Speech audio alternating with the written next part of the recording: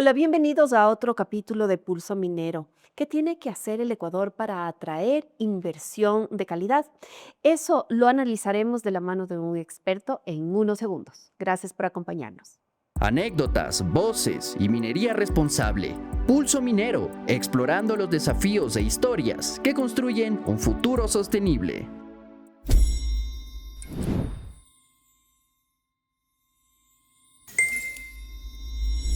Alberto Acosta Burneo, un reconocido analista económico, nos acompaña en esta ocasión. Gracias, Alberto, por darte el tiempo y por acompañarnos.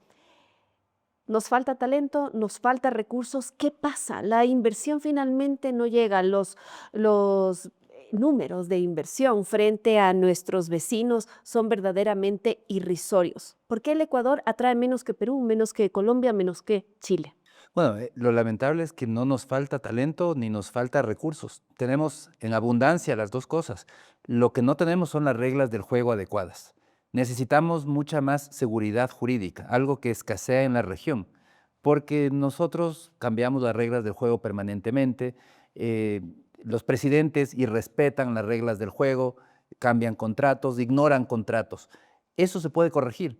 Y hay casos de éxito. El Perú, por ejemplo, lo corrigió en 1993 cuando hizo la Constitución, que es una Constitución que creó seguridad jurídica.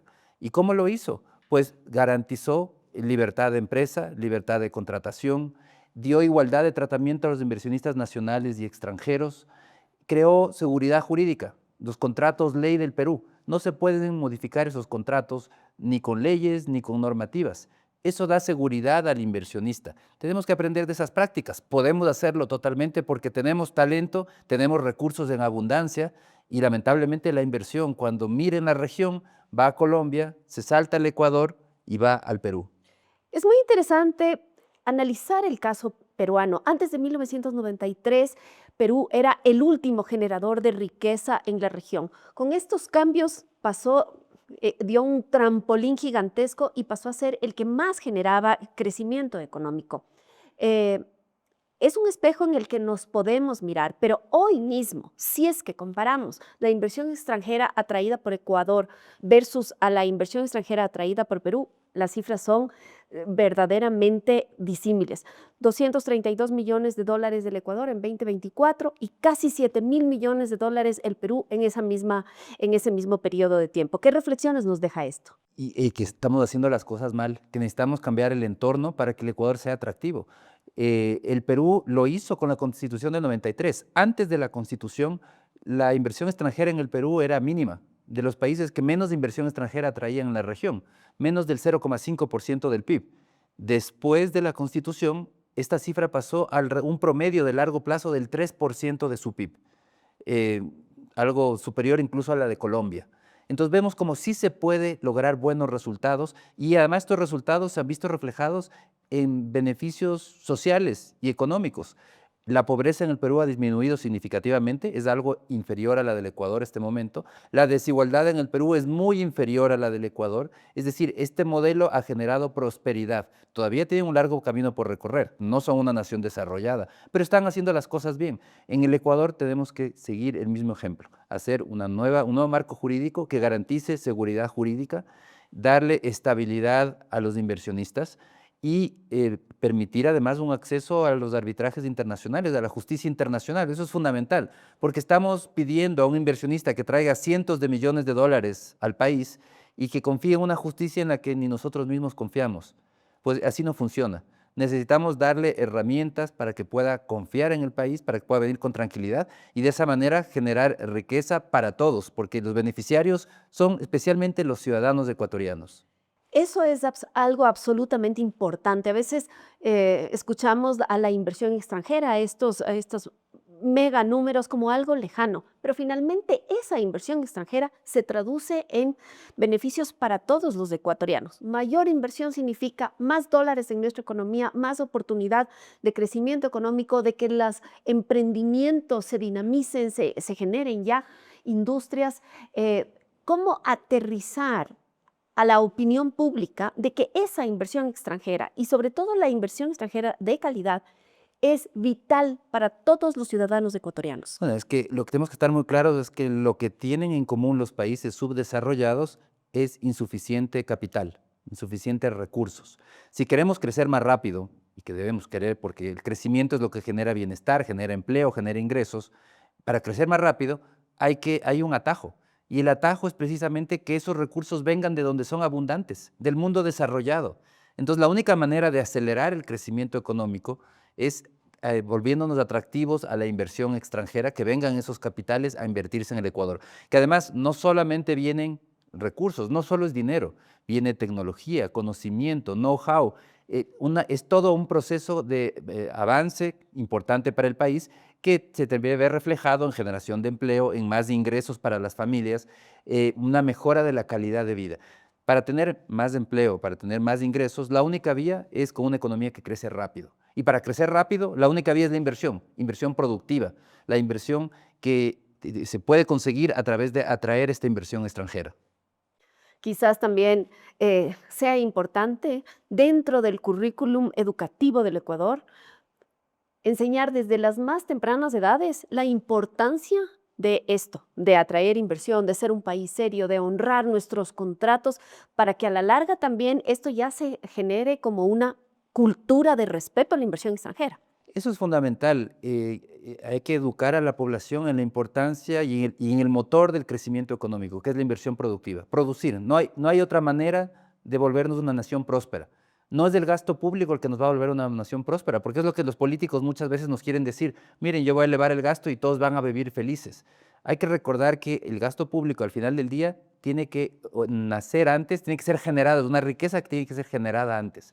¿Y de quién la genera? El sector productivo. Cuando hay mucha inversión productiva, privada, nacional, extranjera, eso se transforma en más actividad económica, más pago de impuestos, y eso es lo que permite como consecuencia elevar el gasto público. Entonces, lo importante es educar a la población en el origen de la generación de riqueza y está en la capacidad de producir. Ese es el origen de la riqueza de las naciones. Entonces, eso también pone en perspectiva que lo importante aquí es hacer un entorno amigable para que toda inversión sea bienvenida en todos los sectores de la economía, que es otro de los grandes desafíos, porque en el Ecuador, lamentablemente, todavía tenemos una constitución del socialismo del siglo XXI en donde el ideal es la propiedad estatal.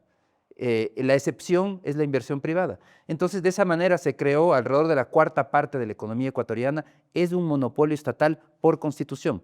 Los mal llamados sectores estratégicos, ahí está la electricidad, está el petróleo, está la minería, telecomunicaciones, agua, etcétera, en donde El Estado es el que administra y el que lo desarrolla, excepcionalmente el privado. y ni siquiera es la primera excepción, porque la primera excepción es la inversión mixta, donde hay una participación mayoritaria estatal, 51% estatal al menos. Y si es que la mixta no puede, recién ahí se acuerdan de la excepción es la inversión privada. Evidentemente que este sistema no funciona. Y es lo que nos ha permitido, lamentablemente, lo que ha provocado este atraso en cuanto al crecimiento económico. Porque son sectores, todos los sectores estratégicos, mal llamados estratégicos, son sectores que requieren de muchísima inversión. Y no podemos confiar en la billetera del Estado porque es una billetera, al final del día, minúscula. Necesitamos inversiones gigantescas. En electricidad, por ejemplo, ¿por qué tenemos apagones? Porque en ese sector dijimos que era un monopolio estatal, solo el Estado invierte, el Estado invirtió en la bonanza petrolera, se acabó la bonanza petrolera, dejó de invertir. El Estado definitivamente no es ni buen administrador, ni tampoco se caracteriza por lo transparente. Pero ¿por qué dices tú que esos sectores no deberían ser llamados estratégicos? Porque el concepto de estratégico no tiene ningún sentido económico. Si vamos ¿qué es lo que nos querían decir? Es estratégico porque son muy importantes. Bueno, hay algo más importante que la producción de pan. El país se cae, cualquier político termina el día de mañana si es que no hay pan para la población. Y sin embargo, ¿por qué en la Constitución no dijeron el pan es un sector estratégico? Y es importantísimo. ¿Y por qué no estatizamos la producción de pan? Porque ese es el sector estratégico, significa estatizar ese sector. Tú dices que pretexto de esta clasificación, el Estado se arrogó esa administración. Se adueñó de esa actividad, cuando lo que necesitamos en el Ecuador es un concepto distinto. Lo que necesitamos es decir, toda inversión es bienvenida, todo tipo de inversión, nacional, extranjera, subregional, de cualquier tipo, y inversión pública, privada, mixta, todas son bienvenidas y en todos los sectores de la economía son bienvenidas las inversiones. Ese es el cambio de concepto. Dejar de limitar el crecimiento económico y comenzar a impulsar el crecimiento abriéndonos de la inversión. Algo que los mismos comunistas chinos entendieron hace muchas décadas, cuando Deng Xiaoping dijo, no importa si el gato es blanco o es negro, lo importante es que case ratones. Él apostó por el pragmatismo, abrió la economía china comunista a la inversión privada, generó zonas especiales de crecimiento, de desarrollo. Y de esa manera China atrajo capitales millonarios, es ahora el centro manufacturero del mundo por esa inversión privada que se ha producido. Transformó su economía y se transformó en una potencia. En el Ecuador, muchas décadas después, fuimos a contravía.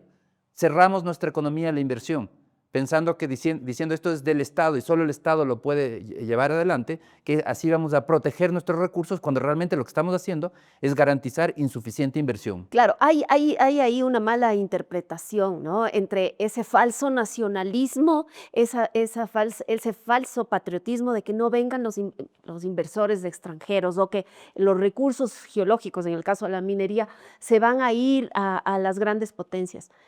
Son los países desarrollados y sobre todo son las compañías estandarizadas, las que ya tienen una experiencia en otros países, las que cotizan en bolsa, las que tienen que venir al Ecuador, no solamente para, obviamente, cumplir la ley, pagar impuestos y hacer la producción minera, sino y sobre todo y más importante, para ayudar al desarrollo comunitario.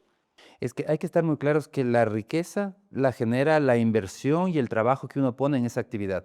Un recurso, pensemos, un recurso minero, oro, que está en el subsuelo o petróleo, no tiene ningún valor si es que no hay una inversión de por medio y si no lo podemos utilizar. Claro, abajo de la tierra no vale nada. No vale nada. Vale cuando está afuera, cuando es utilizable para nosotros o para el resto del mundo.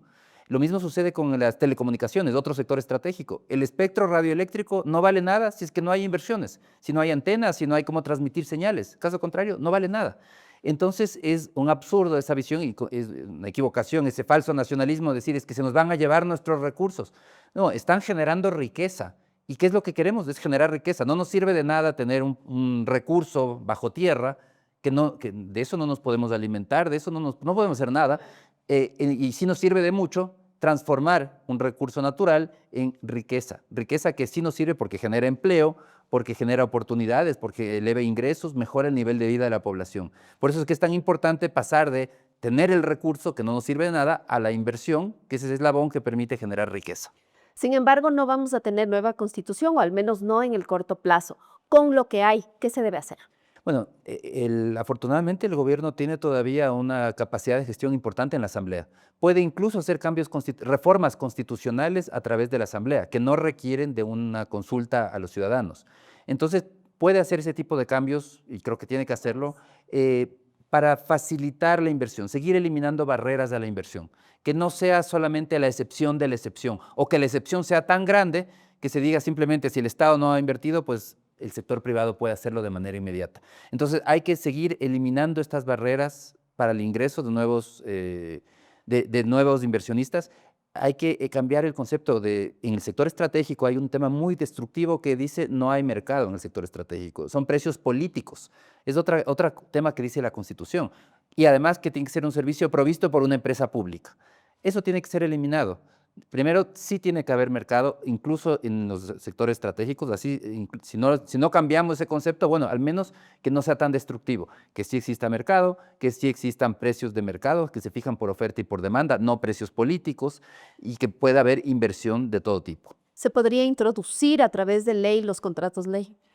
Podría ser algo interesante, tener los contratos ley y además permitir los arbitrajes internacionales, también se podría hacer, y sería muy importante. Lo fundamental es mejorar el entorno para la inversión y eliminar muchas de estas barreras de entrada, que lamentablemente tienen interesados. Hay interesados en que no entren nuevos inversionistas, porque al final del día, cuando decimos que esto es del Estado, ese supuesto nacionalismo, el Estado se va a beneficiar, no es tan así. El Estado también subcontrata directamente y hay intereses de ya tener ese control o esos contratos para poder llegar a extraer los recursos y claro, hay inversionistas interesados en ganar esos contratos o ya los tienen en la actualidad. Entonces, que haya más competencia, que vengan nuevas empresas, pues no les interesa. Esos intereses son los que hay que vencer, porque el interés que debe primar es el de todos los ciudadanos, que necesitamos un país que crezca rápido. Un crecimiento, el país debería crecer a ritmos del 5%, no por un año ni 2 años, por varias décadas. Y es posible hacerlo, pero la manera de hacerlo es entendiendo que hay que eliminar todas estas barreras de entrada a la inversión, que sea fácil invertir, que no sea como es en la actualidad. Hacer un proceso de inversión es prácticamente imposible. Parece que el Estado existiría para bloquear la inversión, para que no inviertan, para que nadie produzca, para que nada se mueva. Pero tenemos que ir a un sentido contrario. El Estado tiene que ser un facilitador, un impulsor de esa inversión, que busque que vengan esas inversiones, que utilice todo el cuerpo diplomático que tiene para atraer inversionistas y que vengan al país a generar riqueza. Estamos por terminar, pero no quiero dejar de mencionar un tema. Parte de la atracción de inversiones, de la inversión que el Ecuador merece, requiere de transparencia. Y hablando de petróleo y de minería, eh, existen pues, concesiones que podrían darse que son de muchísima importancia. Camposacha en el petróleo, Yurimagua en minería. Esas concesiones tienen que darse con absoluta transparencia, no solamente para el buen manejo futuro de esa concesión, de esos proyectos, sino también para la credibilidad del Ecuador en los mercados internacionales. Definitivamente, y cuando hablamos de transparencia tiene que llegar también a las empresas públicas. Es fundamental, por ejemplo, en el caso de Petroecuador, que es una empresa la que más factura en el país y no tiene ni siquiera balances auditados. Uno dice, ¿cómo es posible que la empresa más grande del Ecuador no tiene balances auditados? No tiene por qué rendir cuentas a nadie, y peor a los ciudadanos. ¿Para qué rendirles cuentas? Ellos hacen lo que les da la gana.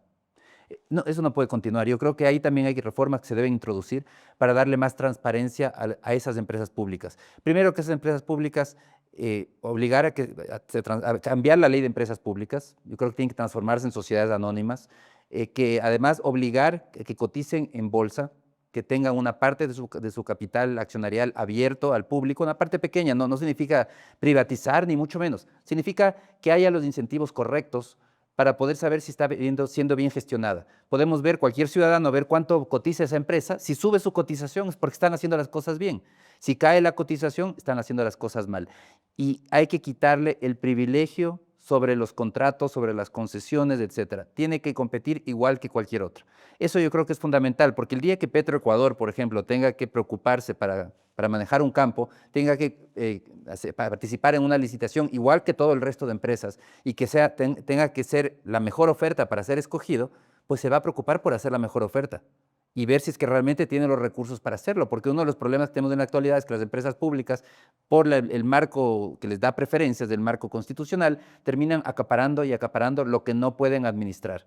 Y eso le está pasando a Petroecuador. Cada día tiene más activos, las concesiones terminan y se revierten al Estado para que caigan en falta de inversión, en un deterioro permanente, una caída de la producción. Entonces, si es que tenemos una situación transparente con empresas públicas que tienen obligación de reportar balances auditados, cotizar en bolsa, cambia totalmente el panorama y que además de esa manera podamos evaluar, es decir, qué puede hacer bien, que haga lo que puede hacer bien y lo que no puede hacer bien tiene que ser totalmente licitado para que sean otros los que inviertan y puedan sacar el máximo provecho, como país podamos sacar el máximo provecho de esos recursos.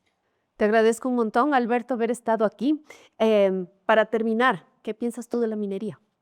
Bueno, yo creo que es un sector con un potencial gigantesco. El siguiente boom del Ecuador va a ser un boom minero.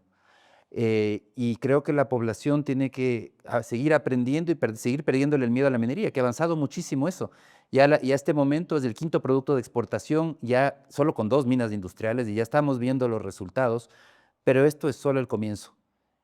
Puede dar muchísimo más de este sector, y eso es lo importante aquí. El gran desafío es que la población siga conociendo cada día más sobre la minería, todo el potencial que tiene, y de esa manera podamos seguir avanzando, aprovechando un recurso como lo hicieron nuestros vecinos, Perú o Chile, donde la minería supera el 10% del PIB.